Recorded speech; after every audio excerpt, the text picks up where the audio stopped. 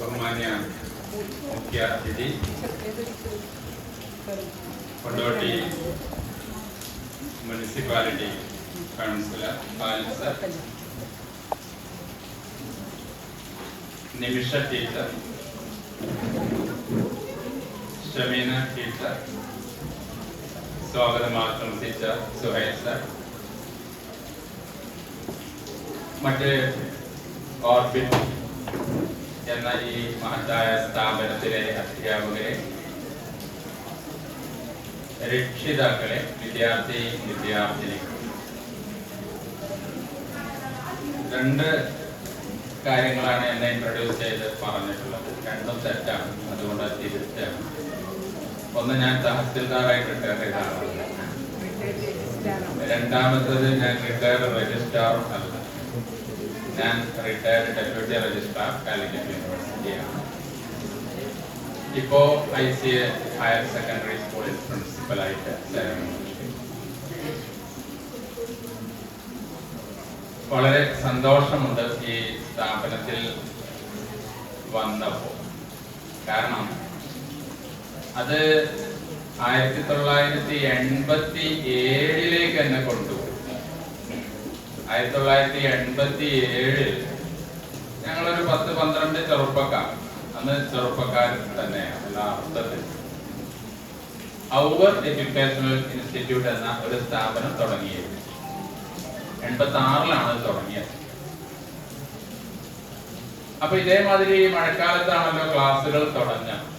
അപ്പൊ എനിക്കിവിടെ വന്നപ്പോ ഈ മഴയും, ഞങ്ങൾ 12 പേര് ഓടി നടന്നതും, ഇപ്പൊ ഇവിടുത്തെ അധ്യാപകരൊക്കെ ഞങ്ങളുടെ അതേ പ്രായം, അന്ന് ഞങ്ങൾക്ക് ഇതേ പ്രായം, 18, 19, 20 വയസ്സാണ് ഡിഗ്രിക്ക് പഠിക്കുന്നത്. ഇതേമാതിരി ഓടി നടന്ന് ചായ ഉണ്ടാക്കുന്നു, വെള്ളം ഉണ്ടാക്കുന്നു, പാരന്റ്സിനെ സ്വീകരിക്കുന്നു, മഹത്തായ കുറെ വിദ്യാഭ്യാസ പ്രവർത്തനങ്ങളിൽ ഏർപ്പെടുന്നു. ആ ഒരു ഓർമ്മയാണ് എനിക്ക് ഇപ്പോ ഇവിടെ വന്നപ്പോ ഉണ്ടായത്. അതുകൊണ്ടാണ് വലിയ സന്തോഷം ഉണ്ടായിരിക്കുന്നത് ഞാൻ പറയുന്നത്.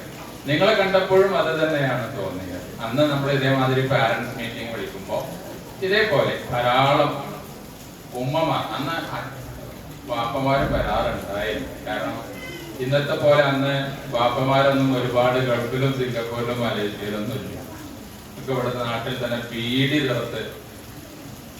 തീർത്താണ് അന്നൊക്കെ ആൾക്കാർ ജീവിച്ചത്. അതുകൊണ്ട് വാപ്പമാർ ഇവിടെ ഉണ്ടാവും, മീറ്റിംഗ് വിളിച്ചാൽ വരും. എന്നാൽ അത് കൂടുതൽ കാണുന്നില്ല. പക്ഷെ നേരത്തെ നമ്മുടെ സുഹൈൽ പറഞ്ഞതുമാതിരി 10ഓളം വാപ്പമാരിവിടെ വന്നിട്ടുണ്ട്. അതൊരു പക്ഷേ ഇന്ന് ഹാപ്പി ഫാദേഴ്സ് ഡേ ആണ്, അതുകൊണ്ടായിരിക്കുമെന്ന് ഞാൻ വിചാരിക്കുന്നു. ഏതായാലും വന്നവർക്ക് ഹാപ്പി ഫാദേഴ്സ് ഡേ ആദ്യമേ പറയണം.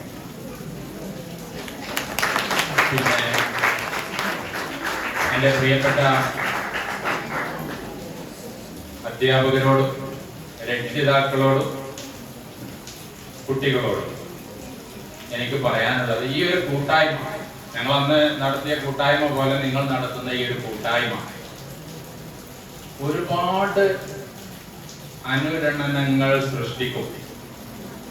EMES സ്കൂളിന്റെ തൊട്ടടുത്താണ്. EMES സ്കൂളിലെ കുട്ടികളെ ഉദ്ദേശിച്ചാണ് ഈ സ്ഥാപനം നടക്കുന്നതെന്ന് എനിക്ക് തോന്നുന്നു.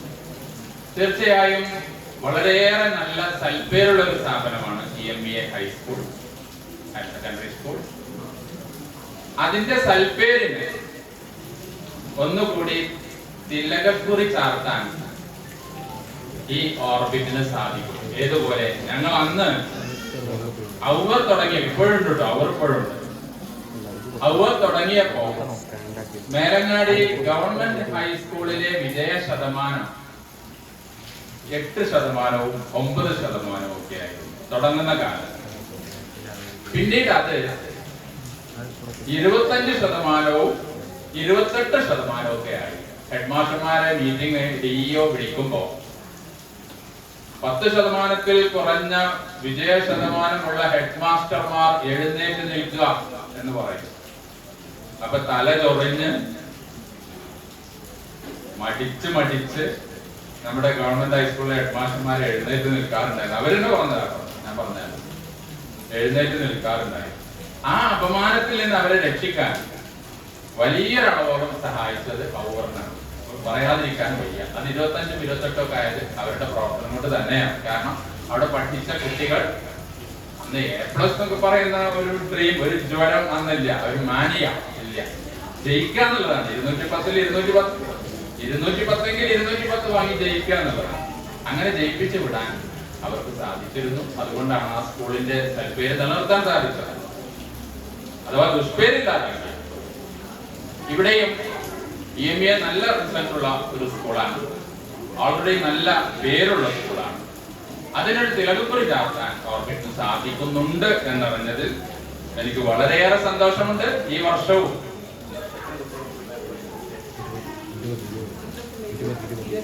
20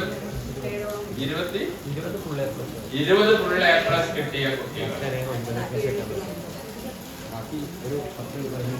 പിന്നെ എയും 9 എ പ്ലസ് കിട്ടിയ കുട്ടികളാണെന്ന് പറയാം. ശതമാനം നോക്കിയാൽ വലിയ ശതമാനമായിരിക്കും അത്. കാരണം ഇവിടെ ആകെ ഒരു 50 കുട്ടികൾ ഒക്കെയാണ് സാധാരണഗതിയിൽ.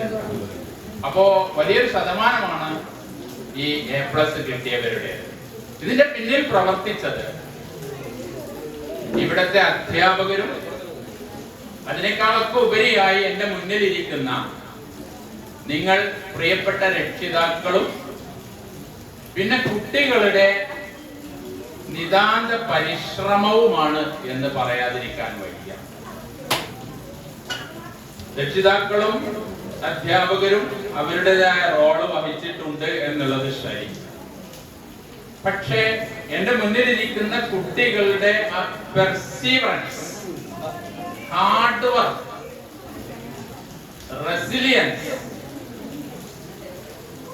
ഇത് തന്നെയാണ് നിങ്ങളെ വിജയ സോപാനത്തിലെത്തിയത്. നിങ്ങളുടെ ആ കഠിനാധ്വാന ശേഷി തന്നെയാണ് ഇനി നിങ്ങളുടെ ഭാഗധേയം നിർണയിക്കുക. നിങ്ങളുടെ ബുദ്ധിയോ മിടുക്കോ എ പ്ലസോ അല്ല. ശരി, നിങ്ങൾക്ക് സർട്ടിഫിക്കറ്റിൽ എ പ്ലസ് കിട്ടിയിട്ടുണ്ട്. എന്റെ ചോദ്യം, ഈ എ പ്ലസുമായി നിങ്ങൾ ഇനി എന്ത് ചെയ്യാൻ പോകുന്നു എന്നതാണ്. നിങ്ങൾക്ക് ഫുൾ എ പ്ലസ് കിട്ടി, ആളുകളൊക്കെ കൈയടിക്കും, നിങ്ങൾക്ക് ട്രോഫീസും മെഡൽസും ഒക്കെ പല വേദികളിൽ നിന്ന് കിട്ടും. പക്ഷെ മനസ്സിലാക്കുക, ഇതൊരു തുടക്കമാണ്. ഇതൊരു തുടക്കമാണ്.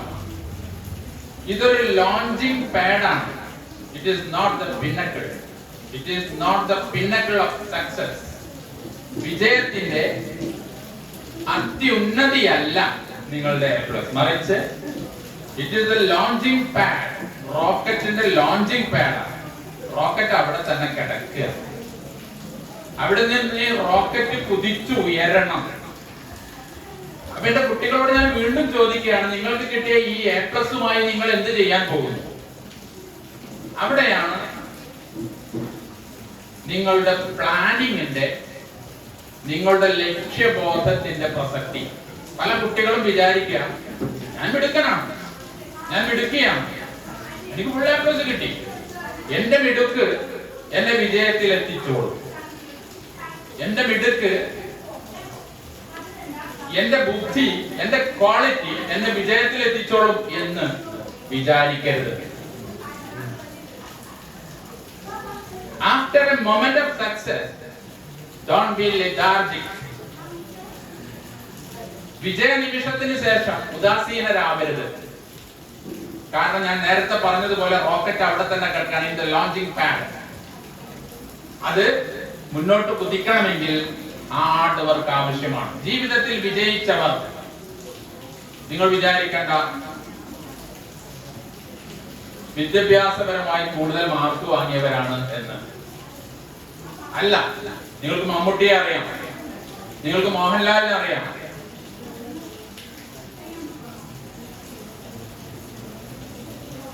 നിങ്ങൾക്ക് PT ഉഷയെ അറിയാം,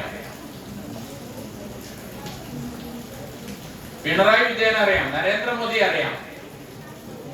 ഞാൻ കുറച്ച് പേരുകൾ പറഞ്ഞത് ഇവരുടെ ജീവിതത്തിൽ വിജയിച്ചവരാണ്, അവരുടേതായ കർമ്മമണ്ഡലങ്ങളിൽ വിജയിച്ചവരാണ്. പക്ഷേ ഇവരൊക്കെ ഫുൾ എ പ്ലസുകാരായിരുന്നു. ഒന്ന് ചിന്തിച്ചു നോക്കുക, അവരോടൊന്ന് ചോദിച്ചാൽ മതി. അവർ നിങ്ങൾക്കൊക്കെ ഫുൾ എ പ്ലസ്. നരേന്ദ്രമോദിയോടൊന്ന് പോയി ചോദിച്ചു നോക്കൂ, ഫുൾ എ പ്ലസ് കിട്ടിയിട്ടാണോ നിങ്ങൾ ഇന്ത്യയുടെ പ്രധാനമന്ത്രിയായത്? പിണറായിയോട് ചോദിച്ചു നോക്കും, ആയിരിക്കണമെന്നില്ല. പിന്നെ എങ്ങനെ അവര് വിജയത്തിലെത്തി? അവർ വിജയത്തിലെത്തിയത് അവരുടേതായ മേഖലകളിൽ നിതാന്ത ജാഗ്രതയോടെ പരിശ്രമിച്ചു. So hard work is the key to success. കഠിനാധ്വാനം മാത്രമാണ് വിജയത്തിലേക്കുള്ള താക്കോൽ. കഠിനാധ്വാനം മാത്രമാണ് വിജയത്തിലേക്കുള്ള താക്കോൽ, ഉയർന്ന ബുദ്ധിശക്തിയല്ല. ഞാൻ എന്റെ അനുഭവത്തിൽ നിന്ന് എനിക്കത് പറയാൻ പറ്റും. കഠിനാധ്വാനം കൊണ്ട് തന്നെയാണ്, അല്ലാതെ ഉയർന്ന മാർക്കുകൾ നമ്മളുടെ ഒന്നും കാലത്ത് ലഭിക്കുക സാധ്യമായിരുന്നില്ല. ട്യൂഷൻ ഉണ്ടായിരുന്നില്ല, മറ്റു സംവിധാനങ്ങൾ ഉണ്ടായിരുന്നില്ല. പക്ഷേ കഠിനാധ്വാനം കൊണ്ട് തന്നെയാണ് നമ്മൾ എത്തേണ്ടിടത്തൊക്കെ, വിചാരിച്ചിടത്തൊക്കെ ഏറെക്കുറെ എത്താൻ സാധിച്ചത്. അതുകൊണ്ട് നിങ്ങൾ നിങ്ങളുടെ A+മായി എന്ത് ചെയ്യാൻ പോകുന്നു എന്ന് ഞാൻ ചോദിച്ച ചോദ്യം നിങ്ങളുടെ മനസ്സിൽ എപ്പോഴും ഉണ്ടാവണം. ഞങ്ങൾക്ക് ഫുൾ A+ കിട്ടി, ഞാൻ അത് എങ്ങനെ ഉപയോഗപ്പെടുത്തി? തുടർന്നുണ്ടായ +2-വിലും തുടർന്നുണ്ടായ ഡിഗ്രിയിലും പ്രൊഫഷണൽ പ്രോഗ്രാമുകളിലുമൊക്കെ ഞാൻ അതിനെ ഉപയോഗപ്പെടുത്തിയോ എന്ന ഒരു ഇൻട്രോസ്പെക്ഷൻ, ഒരു സ്വയം പരിശോധന ഇടക്കിടക്ക് നിങ്ങൾ നടത്തണം എന്നാണ് നിങ്ങളുടെ ഒരു മുതിർന്ന സഹോദരൻ എന്ന നിലയിൽ എനിക്ക് പറയാനുള്ളത്. നിങ്ങളെ സംബന്ധിച്ചിടത്തോളം അവസര പെരുമഴയുടെ കാലമാണ്. അവസര പെരുമഴയാണ്. ഞങ്ങളൊക്കെ പഠിച്ച് ഡിഗ്രിയും PG ഒക്കെ കഴിഞ്ഞ സമയത്ത് ആകെ അധ്യാപകൻ, അതല്ലെങ്കിൽ ക്ലർക്ക്, അതല്ലെങ്കിൽ പോലീസ്, അല്ലെങ്കിൽ ഡ്രൈവർ എന്നൊക്കെ പറഞ്ഞ് വിരലിൽ എണ്ണാവുന്ന കുറച്ച് ജോലികളെ ഉണ്ടായിരുന്നുള്ളൂ. പക്ഷെ ഇന്ന് ഏതേത് ജോലികളാണ് എന്ന് നമുക്ക് പറയാൻ കഴിയില്ല. ഞാൻ കരിയറിന്റെ ചില ക്ലാസ്സുകളൊക്കെ കുട്ടികൾക്ക് കൊടുക്കുമ്പോ കുട്ടികൾ ഇങ്ങോട്ട് ചോദിക്കുന്ന ചോദ്യങ്ങൾ ആ മേഖലയിൽ മെഷീൻ ലേണിംഗിന്റെ മേഖലയിൽ എന്തൊക്കെ തൊഴിൽ സാധ്യതകളുണ്ട് സാർ ചോദിക്കും. AI ആർട്ടിഫിഷ്യൽ ഇന്റലിജൻസിന്റെ മേഖലയിൽ എവിടെയൊക്കെ പഠിക്കാൻ സാധ്യതകളുണ്ട് സാർ എന്ന് ചോദിക്കും. അല്ലെങ്കിൽ ഡാറ്റ അനലിറ്റിക്സിന്റെ മേഖല, ടെലിമാർക്കറ്റിംഗ്, റീറ്റെയിൽ മാർക്കറ്റിംഗ്, ലോജിസ്റ്റിക്സ്. ഞങ്ങൾ പഠിച്ച കാലത്ത് ഇതൊന്നും ഇല്ല. ഈ കാലഘട്ടത്തിൽ ഇത്തരത്തിലുള്ള ധാരാളക്കണക്കിന് തൊഴിലവസരങ്ങൾ, പഠന സാധ്യതകൾ നിങ്ങളുടെ മുന്നിൽ തുറന്നു കിടക്കുന്നു. അതുകൊണ്ട് ഈ A+മായി നിങ്ങൾ എന്ത് ചെയ്യാൻ പോകുന്നു എന്ന എന്റെ ചോദ്യത്തിന് വ്യക്തമായ മറുപടികൾ പറയുവാൻ പറ്റിയ സന്ദർഭമാണിത്. ഈ സന്ദർഭത്തിൽ നിങ്ങൾ നിങ്ങളുടെ സ്വപ്നങ്ങളെ ലക്ഷ്യങ്ങളാക്കി മാറ്റേണ്ട സന്ദർഭമാണ്. നിങ്ങൾക്കറിയാം എന്താണ് വ്യത്യാസം? സ്വപ്നങ്ങളും ലക്ഷ്യങ്ങളും തമ്മിലുള്ള വ്യത്യാസം എന്താണ്? 10ാം ക്ലാസ് വരെ നിങ്ങൾക്ക് സ്വപ്നങ്ങൾ ഉണ്ടായാൽ മതി. എന്താണ് സ്വപ്നം? എനിക്കിവിടെ ഇങ്ങനെ മലർന്നു കിടന്നിട്ട് സ്വപ്നം കാണാം, ചൊവ്വാഗ്രഹത്തിൽ പോകുന്നു, ഞാൻ ചൊവ്വാഗ്രഹത്തിന്റെ രാജാവാകുന്നു, അമേരിക്കയുടെയും ഏഷ്യയുടെയും ചക്രവർത്തിയാവുന്നു എന്നൊക്കെ എനിക്ക് സ്വപ്നം കാണാം. അത് മലർന്നു കിടന്ന് നമുക്ക് എങ്ങോട്ടും നമ്മുടെ സ്വപ്നങ്ങളെ കൊണ്ടുപോകാം. ആർക്കും ഒരു ചെലവും ഇല്ലാതെ ചെയ്യാം. അതാണ് സ്വപ്നം. പക്ഷേ ലക്ഷ്യം എന്നത്, ഗോൾ എന്നത് വെറുതെ കാണുന്നതല്ല. ഒരു ചെലവുമില്ലാതെ വെറുതെ കാണുന്നതിന്റെ പേരല്ല ഗോൾ, ലക്ഷ്യം. അത് കൃത്യമായ പ്ലാനോടുകൂടി, കൃത്യമായ ആക്ഷൻ പ്ലാനോടുകൂടി ചെയ്യേണ്ടതാണ്. നിങ്ങൾക്ക് ഇനി വേണ്ടത് ഗോൾസ് ആണ്, സ്വപ്നങ്ങളല്ല.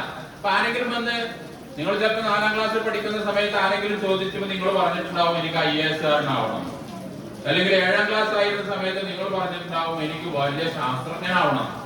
അതൊക്കെ സ്വപ്നമായിരുന്നു. പക്ഷെ ഇനി നിങ്ങളത് പറയുമ്പോൾ, ഇനി നിങ്ങളൊരു ശാസ്ത്രജ്ഞയാവണം എന്നതിന്റെ മുന്നിൽ ഇരിക്കുന്ന ഫുൾ A+ കിട്ടിയ ഈ ഏതെങ്കിലും ഒരു കുട്ടി പറയുമ്പോ എങ്ങനെ ശാസ്ത്രജ്ഞയാവണം എന്ന് പറയാൻ കഴിയണം. അത് ഞാൻ എന്ത് ചെയ്യും? ഒരു ആക്ഷൻ പ്ലാൻ എന്റെ മുന്നിലുണ്ട്. ഞാനിപ്പോ ഫുൾ A+ കിട്ടിയിരിക്കുന്നു, അല്ലെങ്കിൽ 10A കിട്ടിയിരിക്കുന്നു, 9A കിട്ടിയിരിക്കുന്നു എന്നൊക്കെ പറയുമ്പോ അതിനെ ഞാൻ എങ്ങനെ ഉപയോഗപ്പെടുത്താൻ പോകുന്നു എന്ന് പറയാൻ കഴിയണം. അതെങ്ങനെ? ഞാൻ +2 സയൻസിന് പോകും, അതിനുശേഷം പ്യുവർ സയൻസ് പഠിക്കും. നെയ്സറോ ഐസറോ സെൻട്രൽ യൂണിവേഴ്സിറ്റികളോ അല്ലെങ്കിൽ ലീഡിംഗ് പ്രീമിയർ ഇൻസ്റ്റിറ്റ്യൂട്ടുകളിലോ ഞാൻ പോയി ഫിസിക്സോ കെമിസ്ട്രിയോ ബയോ സയൻസുകളോ പഠിക്കും. ഇന്റഗ്രേറ്റഡ് PG ആണെങ്കിൽ അത് കഴിഞ്ഞതിന് ശേഷം ഞാൻ അതിൽ PhD ചെയ്യും, പോസ്റ്റ് ഡോക്ടറൽ റിസർച്ച് നടത്തും. എന്നിട്ട് CSIR പോലെയുള്ള ബാബ ആറ്റമിക് റിസർച്ച് കേന്ദ്രം പോലെയുള്ള കേന്ദ്രങ്ങളിൽ ഞാൻ ശാസ്ത്രജ്ഞനായി എൻറോൾ ചെയ്യപ്പെടും. ഇന്ന് എനിക്ക് വയസ്സ് 15, 17 +2, 22 PG, 25 PhD, 28 post doctoral degrees, 30 വയസ്സാവുമ്പോഴേക്ക് ഞാൻ ബാബ ആറ്റമിക് റിസർച്ച് കേന്ദ്രത്തിൽ ഒരു ശാസ്ത്രജ്ഞയാവും, ആറ്റമിക് സയന്റിസ്റ്റ് ആവും, അതല്ലെങ്കിൽ CSIR സീനിയർ സയന്റിസ്റ്റ് ആവും എന്ന് പറയാൻ കഴിയണം. അല്ല ഡോക്ടർ ആവാനാണ് ആഗ്രഹിക്കുന്നത് എങ്കിൽ എന്റെ ഈ ഫുൾ A+ വെച്ചുകൊണ്ട്, എന്റെ ഈ നേട്ടങ്ങൾ വെച്ചുകൊണ്ട് ഞാൻ +2 സയൻസിന് പോകും, ബയോ സയൻസ് പഠിക്കും. എനിക്കറിയാം 12ാം ക്ലാസ് കഴിഞ്ഞതിന് ശേഷം ഒരു പക്ഷേ 1-2 വർഷം നീറ്റിന് തയ്യാറെടുക്കേണ്ടി വരും. ഇന്ത്യയിൽ ഇന്ന് നീറ്റ് അല്ലാത്ത ഒരു പരീക്ഷയും ഇല്ല മെഡിസിന് അഡ്മിഷൻ കിട്ടാൻ. മുമ്പാണെങ്കിൽ AFMCക്ക് വേറൊന്ന്, ജിപ്മറിന് വേറൊന്ന്, എയിംസിന് വേറൊന്നൊക്കെ പരീക്ഷ ഉണ്ടായിരുന്നു. ഇന്ന് മൊത്തം ഒരൊറ്റ എൻട്രൻസ് പരീക്ഷയേ ഉള്ളൂ, അത് നീറ്റാണ്, മെഡിസിൻ. അപ്പൊ ഞാൻ നീറ്റിന് തയ്യാറെടുക്കും. എന്നിട്ട് ഈ A+ വെച്ചുകൊണ്ട് ഞാൻ മെഡിസിൻ അഡ്മിഷൻ നേടും. MBBS കഴിയും, MDക്ക് അഡ്മിഷൻ വാങ്ങും. MD കഴിഞ്ഞിട്ട് അതിന്റെ സൂപ്പർ സ്പെഷ്യാലിറ്റിക്ക് പോകും. എല്ലാം കൂടി ഒരു 32 വയസ്സാവുമ്പോഴേക്ക് ഞാൻ ഇവിടുത്തെ അറിയപ്പെടുന്ന ഒരു ഡോക്ടർ ആവും എന്നൊരു ഗോൾ, ലക്ഷ്യം നിങ്ങൾക്കുണ്ടാവണം. അല്ല ഞാൻ എഞ്ചിനീയർ ആവാനാണ് ആഗ്രഹിക്കുന്നത് എങ്കിൽ ഞാൻ കീ പരീക്ഷ എഴുതും, അതല്ലെങ്കിൽ G-Main എഴുതും. G-Main എഴുതിയതിനു ശേഷം G Advanced എഴുതും. എന്നിട്ട് ഞാൻ IIT-കളിലും IIIT-കളിലും ഒക്കെ അഡ്മിഷൻ എടുക്കും. IIIT-കളിൽ ഞാൻ AI എഞ്ചിനീയർ ആവാനാണ് എനിക്ക് ആഗ്രഹം. ഇനി അടുത്ത 5 വർഷം കൊണ്ട് ലക്ഷക്കണക്കിന് AI പ്രൊഫഷണലുകളെയാണ് ഈ ലോകത്തിന് ആവശ്യം. പല ജോലികളും ഇല്ലാതാവും. 30% ജോലികൾ AI വന്നാൽ ഇല്ലാതെയാവും. അധ്യാപകരുടെ ജോലി AI നിർവഹിക്കും. ഇന്ന് ഫിസിക്സിന് ഒരു അധ്യാപകൻ, കെമിസ്ട്രിക്ക് ഒരു അധ്യാപകൻ, ഹിസ്റ്ററിക്ക് ഒരു അധ്യാപകൻ, മാത്സിന് ഒരാള്, മലയാളത്തിന് ഒരാളൊക്കെ ഉണ്ടല്ലോ. ഇനി അതൊന്നും ഉണ്ടാവില്ല, ഒരൊറ്റ മെഷീൻ ആയിരിക്കും. ഒരൊറ്റ ആർട്ടിഫിഷ്യൽ ഇന്റലിജൻസ് ഉപയോഗിച്ചുകൊണ്ട് ഒരൊറ്റ അധ്യാപകനായിരിക്കും ഈ ക്ലാസ്സുകളൊക്കെ എടുക്കുക. അപ്പൊ പല അധ്യാപകരുടെയും ജോലി പോയെന്ന് വരും. ഹെൽത്ത് പ്രൊഫഷണൽസിലെ ഓപ്പറേഷൻ അടക്കം AI ചെയ്യും. ഡോക്ടർമാരുടെ ജോലി ജസ്റ്റ് സൂപ്പർവൈസിംഗ് ആയി മാറും. ഒരുപാട് ആളുകളുടെ ജോലി ആ മേഖലയിൽ പോയേക്കും. നഴ്സുമാരുടെ പോയേക്കും. ഈ തരത്തിൽ ആരോഗ്യ വിദ്യാഭ്യാസ റീറ്റെയിൽ മാർക്കറ്റിംഗ് പോലെയുള്ള ഓണ്ടർപ്രണർഷിപ്പിന്റേതായ മേഖലകളിൽ ധാരാളം തൊഴിൽ സാധ്യതയുള്ള നിങ്ങളുടേതാണത്. ഞങ്ങൾ 90കളിൽ പഠിക്കുന്ന സമയത്താണ് കമ്പ്യൂട്ടർ വന്നത്. അന്ന് ഞങ്ങളൊക്കെ ഇങ്ങനെ ശങ്കിച്ചു നിന്നു, എന്ത് കമ്പ്യൂട്ടർ, ശങ്കിച്ചു നിന്നു. അന്നും ഞങ്ങളൊക്കെ പലരും ഷോർട്ട് ഹാൻഡിനും ടൈപ്പ് റൈറ്റിങ്ങിനും പോയി. വെറും 2-3 കൊല്ലം കൊണ്ട് ഷോർട്ട് ഹാൻഡും ടൈപ്പ് റൈറ്റിംഗും ഒക്കെ കഴിഞ്ഞവർ ഔട്ട്. അവർക്ക് ജോലിയില്ല. പകരം കമ്പ്യൂട്ടർ അസിസ്റ്റന്റ് എന്നൊക്കെ പറഞ്ഞിട്ട് ഗവൺമെന്റിൽ അങ്ങനെയൊക്കെയായി ജോലികൾ. ഇനി ഞാൻ പറയുന്നു, നിങ്ങളുടെ കാലമാണ്, നിങ്ങളുടെ ടേൺ ആണ്. ഇപ്പം അന്നത്തെ കമ്പ്യൂട്ടറിന് പകരം AI ആണ് വന്നിട്ടുള്ളത്. ഇതിൽ നിങ്ങൾ സ്പെഷ്യലൈസ് ചെയ്യുക. ആരെങ്കിലും എഞ്ചിനീയർമാരാവാനോ പ്രൊഫഷണൽസ് ആവാനോ താല്പര്യപ്പെടുന്നുണ്ടെങ്കിൽ തീർച്ചയായും നിങ്ങൾക്ക് പറ്റിയൊരു മേഖലയാണ് കമ്പ്യൂട്ടർ സയൻസ് എഞ്ചിനീയറിംഗ്. കഴിഞ്ഞതിന് ശേഷമോ മുമ്പോ AI പോലുള്ള മേഖലകളിലേക്ക് കടന്നു ചെല്ലും. അപ്പൊ നിങ്ങൾ ലക്ഷ്യം വെക്കുക, ഞാനൊരു AI പ്രൊഫഷണൽ ആവും. IIT ചെന്നൈയിൽ ഫോർ എക്സാമ്പിൾ, അവിടെ AI BTech ഉണ്ട്. IIT ചെന്നൈ, IIIT കോട്ടയം, ബാംഗ്ലൂർ ഇവിടങ്ങളിലൊക്കെ AI കോഴ്സുകൾ, നല്ല കോഴ്സുകൾ നടത്തുന്നുണ്ട്. ഞാൻ അതാവും. അതിന് 12ാം ക്ലാസ് കഴിഞ്ഞതിന് ശേഷം ഞാൻ GMain-ഉം അഡ്വാൻസ്ഡും പാസ്സാവേണ്ടതുണ്ട്. അത് ഞാൻ ഇപ്പോൾ തന്നെ തയ്യാറെടുക്കും. എന്റെ 28ാമത്തെ വയസ്സിൽ ഞാൻ ഒരു AI പ്രൊഫഷണൽ ആവും. ഒരുപക്ഷെ ഇന്ത്യയിലോ അല്ലെങ്കിൽ ഓസ്ട്രേലിയയിലോ കാനഡയിലോ യൂറോപ്പിലോ ഞാൻ ഒരു ലീഡിംഗ് AI പ്രൊഫഷണലായി വർക്ക് ചെയ്യും. എന്റെ ശമ്പളം 3 ലക്ഷവും 4 ലക്ഷവും ഒക്കെ ആയിരിക്കും എന്ന് ലക്ഷ്യം വെക്കാൻ, സ്വപ്നം കാണാനല്ല, ലക്ഷ്യം വെക്കാൻ നിങ്ങളുടെ ഈ A+ കഴിയണം. ഇത് കേവലം ഒരു പേപ്പറിൽ താൽക്കാലികമായി ഒരു താൽക്കാലിക സന്തോഷത്തിന് കിട്ടിയ ഒരു ബഹുമതിയല്ല എന്ന് നിങ്ങൾ ഉൾക്കൊള്ളണം. ഇനി ഇതൊന്നുമല്ല, നിങ്ങൾക്ക് ഓൺട്രപ്രണർഷിപ്പിലേക്കാണ് താല്പര്യമെങ്കിൽ ഞാൻ കൊമേഴ്സ് എടുക്കും. ഇന്നൊരു പക്ഷേ ഡോക്ടർമാരെക്കാൾ ശമ്പളം വാങ്ങുന്നത് കൊമേഴ്സിന്റെ മേഖലയിൽ പോകുന്ന CFA പോലുള്ള കോഴ്സുകൾ കഴിഞ്ഞവരാണ്. CFA, അതുപോലെ തന്നെ CA, CMA, ACCA പോലുള്ള കോഴ്സുകൾ കഴിഞ്ഞവർ ലക്ഷക്കണക്കിന് ശമ്പളം വാങ്ങുന്നു. ഓഡിറ്റർമാരായിട്ടും ഇൻകം ടാക്സ് സ്പെഷ്യലിസ്റ്റുകളൊക്കെ ആയിട്ട് അവർക്ക് ആ മേഖല തിരഞ്ഞെടുക്കാം. 12ാം ക്ലാസ് കോമേഴ്സിന് ശേഷം അവർ CA-ക്കോ CFA-ക്കോ രജിസ്റ്റർ ചെയ്യുന്നു. അതിന്റെ ഫൗണ്ടേഷൻ കോഴ്സും ഇന്റർമീഡിയറ്റ് കോഴ്സും അതുപോലെ തന്നെ ഫൈനൽ കോഴ്സും കഴിഞ്ഞിട്ട് അവർ വലിയ വലിയ ഓൺട്രപ്രണേഴ്സ് ആവുന്നു. അത് നിങ്ങൾക്കുള്ളതാണ്. ബിൽ ഗേറ്റ്സിനെ പോലെ നിങ്ങൾക്കും അത്തരത്തിലുള്ള വലിയ സംരംഭകരാവാം. നമ്മുടെ യൂസുഫ് അലിയെ പോലെ റിട്ടൈൽ മാർക്കറ്റിന്റെ മേഖലയിൽ വലിയ സംരംഭകരാകുവാൻ അവസരങ്ങൾ നിങ്ങളെ കാത്തിരിക്കും. ഞാൻ പറഞ്ഞത് ഇത്രയേ ഉള്ളൂ. ഞങ്ങൾ പഠിച്ചിരുന്ന കാലത്തെ പോലെയല്ല. നിങ്ങൾക്ക് അവസര പെരുമഴയുടെ പൂക്കാലമാണ് നിങ്ങളുടെ മുന്നിലുള്ളത്.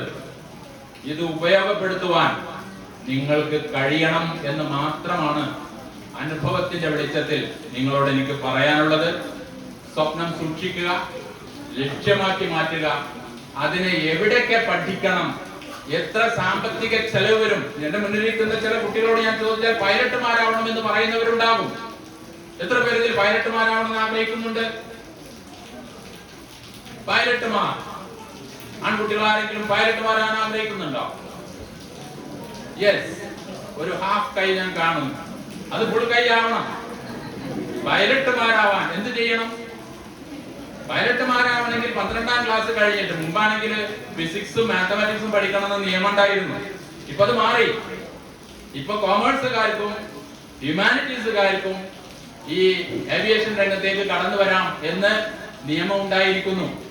നിങ്ങൾക്ക് അതിലേക്ക് കടന്നു വരാം. 12ാം ക്ലാസ്സിന് ശേഷം ഇന്ദിരാഗാന്ധി നാഷണൽ ഖുറാൻ അക്കാദമി റായ്ബറേലിയിലെ ഇന്ത്യയിലെ ഏറ്റവും വലിയ സ്ഥാപനമാണ് ഇന്ദിരാഗാന്ധി നാഷണൽ ഖുറാൻ അക്കാദമി. അതിന്റെ എൻട്രൻസ് എഴുതി പാസ്സായാൽ നിങ്ങൾക്ക് പൈലറ്റ് ലൈസൻസിന് ചേരാം. പക്ഷേ ഫീസ് കുറച്ചധികമാണ്. പൈലറ്റ് ആവണമെങ്കിൽ 10-50 ലക്ഷം രൂപയോളം ഫീസ് വരും. എന്നാലും ഒരുപാട് കോഴ്സുകൾ ട്രയൽ ആൻഡ് എറർ മെത്തേഡിലൂടെ തെരഞ്ഞെടുക്കുന്നതിനേക്കാൾ നല്ലത് ലക്ഷ്യബോധത്തോടു കൂടി അവിടെ എത്തുന്നതല്ലേ. ഒന്നുകിൽ ഇന്ദിരാഗാന്ധി നാഷണൽ ഖുറാൻ അക്കാദമി, അല്ലെങ്കിൽ Rajiv Gandhi academy for aviation, അതല്ലെങ്കിൽ ഒരുപാട് പ്രൈവറ്റ് സ്ഥാപനങ്ങളുണ്ട്. CPL കൊമേഴ്സ്യൽ പൈലറ്റ് ലൈസൻസ് കിട്ടും. നിങ്ങൾക്ക് അവിടെ എത്താം. അപ്പൊ ഇത്തരത്തിൽ എത്ര എമൗണ്ട് ആവും? എത്ര കാലം പഠിക്കണം? ഒരു 18 മാസം പഠിച്ചാൽ മതി പൈലറ്റ് ആവാൻ. എത്ര കാലം പഠിക്കണം? എവിടെയൊക്കെയാണ് തൊഴിൽ സാധ്യതകൾ, ശമ്പളം എത്ര എന്നൊക്കെ അറിഞ്ഞിരിക്കുക. നിങ്ങൾ മുന്നോട്ട് പോവുക. നിങ്ങൾ പിന്നോട്ട് നോക്കേണ്ടി വരില്ല. നിങ്ങൾ ഒരിക്കലും പിന്നോട്ട് നോക്കേണ്ടി വരില്ല. ഇനി ഇതൊന്നുമല്ല, സർക്കാർ ജോലിയാണത്. ഞാനൊക്കെ സർക്കാർ ജോലിയിൽ അതിന്റെ ഒരു ശീതള ഛായയിൽ ജീവിച്ചു വന്ന ആളാണ്. അതുകൊണ്ട് ഞാൻ എപ്പോഴും സർക്കാർ ജോലിയെ കുറിച്ച് എപ്പോഴും ഫസ്റ്റ് റെക്കമെൻഡ് ചെയ്യുക സർക്കാർ ജോലിയാണ്. കാരണം റിട്ടയർ ചെയ്തതിന് ശേഷം സുഖസുന്ദരമായിട്ട് ജീവിക്കാം. റിട്ടയർ ചെയ്യുന്നതിന് മുന്നേയും പിന്നെ പറയേണ്ട കാര്യമില്ല സർക്കാർ ജോലി എത്രമാത്രം കഠിനമാണ്. ഒരു ബോസിസം എന്നൊന്നില്ലാത്ത ഒരു സർവീസാണ് സർക്കാർ സർവീസ്. നിങ്ങൾക്കൊരു യജമാനൻ ഉണ്ടാവില്ല. പ്രൈവറ്റ് സ്ഥാപനങ്ങളിൽ പോയ യജമാനന്മാരുണ്ടാവും. എന്തൊക്കെ പറഞ്ഞാൽ സർക്കാർ സർവീസിൽ നിങ്ങളൊരു പ്യൂണാണെങ്കിൽ പോലും നിങ്ങളുടെ മുകളിൽ ഒരു യജമാനനൊന്നുമില്ല. കാരണം നിങ്ങളെ പിരിച്ചുവിടാൻ അവകാശം ആർക്കില്ല. നിങ്ങൾ അങ്ങനെ പിരിച്ചുവിടാൻ പറ്റില്ല. യജമാനൻ ആരാണോ നിയമിച്ചത് അയാൾ ഏത് KSR വഴി കേരള സർവീസ് റൂൾസ് ആണോ ബാധകം, അത് തന്നെയാണ് നിങ്ങൾക്കും ബാധകം. അപ്പോ ഏറ്റവും സന്തോഷകരമായി റിട്ടയർമെന്റിന് മുമ്പും പിമ്പും റിട്ടയർമെന്റിന് ശേഷവും 10,000-കണക്കിന് പെൻഷൻ വാങ്ങുന്ന ജോലിയാണ് ഇത്. ഈ സർക്കാർ ജോലി അത് LD ക്ലർക്ക് മുതൽ IAS വരെ നിങ്ങൾ ശ്രമിക്കുക, അതും നിങ്ങൾക്കുള്ളതാണ്. 10,000-കണക്കിന് പോസ്റ്റുകളാണ് അതിലുള്ളത്. 10,000-കണക്കിന് പോസ്റ്റുകളാണ് അധ്യാപകരടക്കം. അപ്പൊ ഞാൻ കൂടുതൽ പറയുന്നില്ല. അവസരങ്ങളുടെ പൂക്കാലമാണ് നിങ്ങളുടെ മുന്നിലുള്ളത്.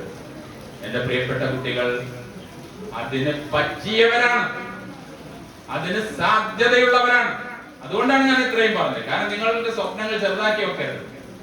ഫുൾ A+ കിട്ടാൻ ഞാനിപ്പോ ഒരു ഹയർ സെക്കൻഡറി സ്കൂളിലെ പ്രിൻസിപ്പൽ, ആകെ 2 കുട്ടികൾക്കാണ് അവിടെ ഫുൾ A+ കിട്ടിയത്. ബാക്കിയുള്ള അവിടെ 105 കുട്ടികളെ പരീക്ഷ 103 കുട്ടികൾക്ക് ഫുൾ A+ വന്നു, വെറും 2 കുട്ടികൾ. അപ്പൊ ഞാൻ പറയുന്നത്, ഏതൊരു സ്ഥാപനത്തിലും ഒരു 20% താഴെ ജീനിയസ് ആയിട്ടുള്ള കുട്ടികൾ ഉണ്ടാവും. നിങ്ങളൊക്കെ ആ ജീനിയസ് ആയിട്ടുള്ള കുട്ടികളുടെ വർഗത്തിൽ വരുന്നവരാണ്. അതുകൊണ്ട് ആ ജീനിയസ് ഉപയോഗപ്പെടുത്തിക്കൊണ്ട് ലക്ഷ്യം നിർണയിച്ചുകൊണ്ട് നിങ്ങൾ മുന്നോട്ട് പോവുക. പക്ഷെ ഒരിക്കലും ഒരു കംഫർട്ട് സോണിലായി പോകരുത്. ഒരു കംഫർട്ട് സോൺ അങ്ങനെ ഉണ്ടല്ലോ, എനിക്ക് രാവിലെ 7 മണി വരെ എനിക്ക് 8 മണി വരെ ഉറങ്ങണം, രാത്രി ഞാൻ ഉറങ്ങാൻ പോവാം 9 മണിക്കാണ് ഉറങ്ങാൻ പോകണം, എനിക്ക് ഇന്ന സമയത്ത് ഭക്ഷണം വേണം, എനിക്ക് ഇന്ന സൗകര്യങ്ങളൊക്കെ വേണം. അങ്ങനെ ഒരു കംഫർട്ട് സോണിലായി പോകരുത്. ഒരുപക്ഷെ 10ാം ക്ലാസ് വരെ നിങ്ങളൊരു കംഫർട്ട് സോണിൽ നിങ്ങൾക്കാവാം. പക്ഷെ വിജയം വരിക്കണമെങ്കിൽ കംഫർട്ട് സോൺ വിട്ട് ഒരു കൺസേൺ സോണിലേക്ക് നിങ്ങൾ മാറണം. കഠിനാധ്വാന ശേഷി ഉണ്ടാവണം. ഏത് സമയത്തും പഠിക്കാനും വായിക്കാനുള്ള ശേഷി ആർജിക്കണം. വായന കൈവിടരുത്. വായനൊക്കെ ബോറിംഗ്, ഒരിക്കലും അത് തോന്നരുത്. അങ്ങനെയൊക്കെ ഒരു ലക്ഷ്യം വെച്ചുകൊണ്ട് ഒരു കംഫർട്ട് സോണിന്റെ പുറത്തേക്കൊക്കെ വന്നുകൊണ്ട് ഇനി വരുന്ന 4-5 വർഷം, ഇനി മുന്നിലുള്ള 4-5 വർഷം നിങ്ങൾ എന്ത് ചെയ്യുന്നുവോ അതാണ് നിങ്ങൾ. ഇനി വരുന്ന ഒരു 4-5 വർഷം ഞാൻ ഈ പറഞ്ഞതുപോലെ നിങ്ങൾ പ്രവർത്തിക്കുകയാണെങ്കിൽ തീർച്ചയായും വിജയം നിങ്ങളുടേതാണ്. ഈ 2 അല്ലെങ്കിൽ 4-5 വർഷം നിങ്ങളെ നിർണ്ണയിക്കും. അവിടെ നിങ്ങൾ ഉദാസീനരായി പോയാൽ നിങ്ങൾ പിന്നാക്കം പോകും. ഇത് മാത്രമേ എനിക്ക് പറയാനുള്ളൂ. ഞാൻ കൂടുതൽ നീട്ടി പറയുന്നില്ല, പറഞ്ഞു പോയി കുറച്ചില്ല. ഞാൻ വിചാരിച്ചത് എനിക്ക് ലാസ്റ്റ് ആയിരിക്കും അങ്ങനെ എനിക്ക് കുറെ പറയാമായിരുന്നു. ഇപ്പൊ ഇവരെ കൂടെ ഇരുത്തിക്കൊണ്ട് എനിക്ക് ഒരുപാട് പറയുക സാധ്യമല്ല. ഞാൻ എന്റെ വാക്കുകൾ അവസാനിപ്പിക്കുകയാണ്. ഈ മനോഹരമായ ഈ പരിപാടി, വളരെ പ്രയോജനകരമായ ഈ പരിപാടി ദൈവനാമത്തിൽ ഉദ്ഘാടനം ചെയ്ത് അറിയിച്ചുകൊണ്ട് ഞാൻ എന്റെ വാക്കുകൾ അവസാനിപ്പിക്കുന്നു. നിങ്ങൾക്ക് നന്ദി.